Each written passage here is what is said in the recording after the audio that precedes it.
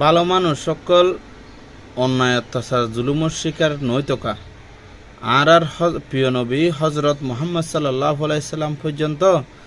হতদৈল্য হস্তের সম্মুখীন নিয়ে জুলুম নির্যাতনের সম্মুখীন নিয়ে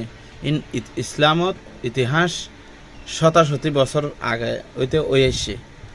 ইয়ানিদের বাস্তবতা এত লেভেলই সৎ মানুষ সত্য সঠিক সৎ মানুষ হস্ততাকে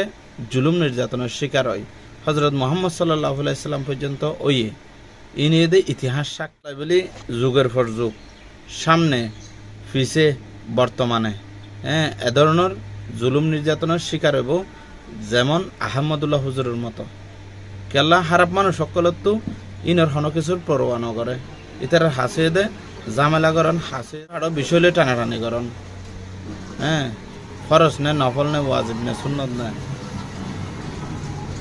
হন্নান হন পর্যায়ে